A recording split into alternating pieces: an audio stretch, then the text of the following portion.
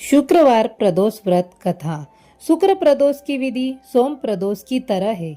इस दिन सफेद वस्तुओं से देवता की पूजा करनी चाहिए तथा ब्राह्मणों को सफेद भोजन खीर आदि कराना चाहिए, जिससे शुक्र देवता प्रसन्न होते हैं एवं समस्त सुखों को प्रदान करते हैं, क्योंकि शुक्र भोगों एवं सुखों के स्वामी है। प्राचीन समय में कहीं पर 3 मित्र रहते थे। पहला कायस्थ, दूसरा ब्राह्मण और तीसरा मित्र वैश्य था।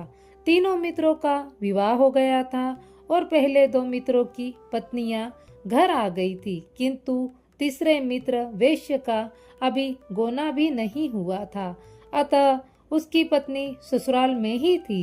एक दिन कायस्थ ने अपने वैश्य मित्र से कहा कि तुम अपनी पत्नी को क्यों नहीं लिवा लाते। अपने मित्र की बात सुनकर अपनी पत्नी को लिवा लाने के लिए तैयार हो गया, किंतु उसके घर वालों तथा ब्राह्मण मित्र ने कहा कि अभी शुक्रास्त है, अतः अभी विदा कराने का कोई भी मुहूर्त नहीं है।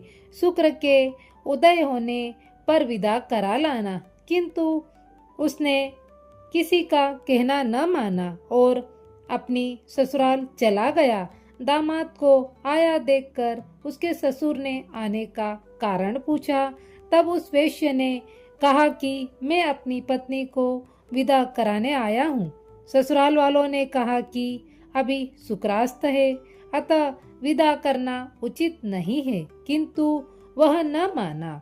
अंत में ससुराल वालों ने लाचार होकर अपनी पुत्री सहित उसे विदा कर दिया। रास्ते में घनघोर जंगल में रथ का पहिया टूट गया, जिससे रात को वहीं रुकना पड़ा और चोरों ने उसका समस्त धन लूट लिया। उस वैश्य को काफी चोटें भी पहुंचाई।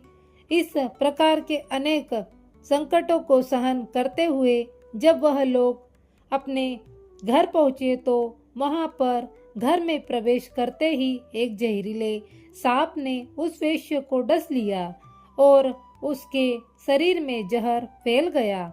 वैश्य की इस प्रकार की दशा देखकर उसकी नववधू विलाप करने लगी। इतने में उसका ब्राह्मण मित्र आ गया। उसने कहा कि मेरे मना करने पर भी अभी शुक्रास्त है, विदा करना उचित नहीं है, किंतु किसी का कहना न मानकर इन्होंने विदा कराई है। इसी कारण इस प्रकार का दुख प्राप्त है। अतः यदि यह अपनी पत्नी सहित वापस ससुराल लौट जाए तथा शुक्र उदय होने पर आवे तो निसंदेह इसके सभी कष्ट दूर हो जाएंगे। ब्राह्मण मित्र की बात को सुनकर उस वैश्य की पत्नी अपने पति के साथ मायके वापस चली गई। वहां जाते ही वैश्य का जहर उतर गया, उसे होश आ गया। सभी लोग अत्यधिक प्रसन्न हो गए। जब शुक्र का उदय हुआ तब वह वैश्य अपनी पत्नी के साथ आनंद पूर्वक रहने लगा। शुक्रास्त में कोई भी मांगलिक कार्य नहीं करने चाहिए। इस कथा को पढ़ने या सुनने से मनुष्य के समस्त पाप नष्ट हो जाते हैं। वह सभी